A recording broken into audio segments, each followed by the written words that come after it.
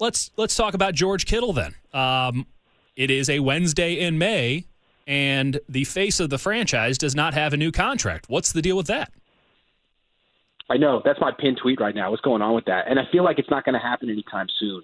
I think, the 49ers are the most transparent football organization there is, which doesn't mean that they're transparent, but they try. Right. And John Lynch came out and said, we're trying to find that sweet spot, which is a diplomatic way of saying he wants more money than we want to give him, right? Right. So, and I understand that. I mean, if I were his agent, I would say, dude, you're an offensive weapon. You're not a tight end. Let's get you $18 million a year. And if I were a kid, I'd be like, yeah, let's do that. Sounds good. good. And from the Niners' perspective, they're not going to, they're not going to do that. So it'll take some time. But the fact that this whole COVID-19 thing is threatening to take away revenue and maybe lower the cap next year feels like the Niners are kind of have some leverage and they can just wait and see if they won't have. I mean, if player salaries will be down across the league.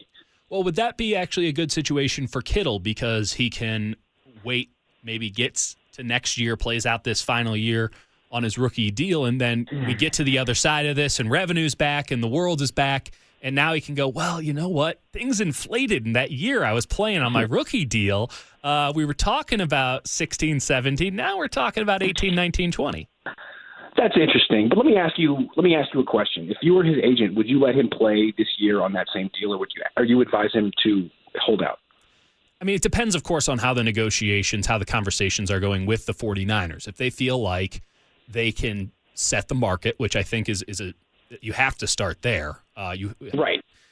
But if they feel like they can get a little more than setting the market, they're going to get more than Kelsey. They're certainly going to get more than Hooper, and they're getting into wide receiver territory. Then you don't push it. Because you have a willing participant in the negotiations. But if the 49ers are really lowballing, if they're going to say, no, we're only going to pay you like a tight end, we're not getting into Julio Jones territory, we're not talking wide receiver numbers. You're not an offensive weapon. You're a tight end, and you're locked into tight end money. Man, he's George Kittle. He's probably going to have a really big year. I might want to turn the screws on him a little bit. Well, let's put it this way. If he's like DeForest Buckner didn't give the Niners a break. Right. He's like, look, I'm great. I played on bad teams. I did everything you asked me to do. I'm not giving you a discount. Sorry. I want to be paid what I'm worth. Right. So they traded him. I think the implication to Kittle is, look what we just did to Buckner. We'll do it to you too. You need to give us somewhat of a break. Yeah. Something. That's tough, though, because we'll trade you too. I think that's kind of the implication. I think everyone kind of expects Kittle to give the Niners a little bit of a break. Yeah. But who knows? I mean, if I were his agent, I would tell him, don't, dude. You're George Kittle.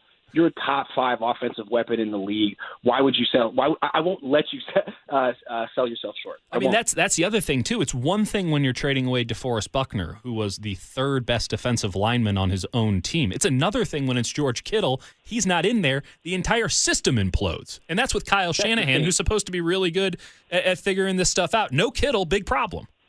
That's the thing. I mean, if you advise your client, Kittle, to hold out, I mean, now you got some leverage. What are the Niners going to do without them? How good are they really without George Kittle? You hold out for 4 games, 5 games. The Niners are 2-3. They might just pay you what you want, So here's that Julio money. Yeah, exactly.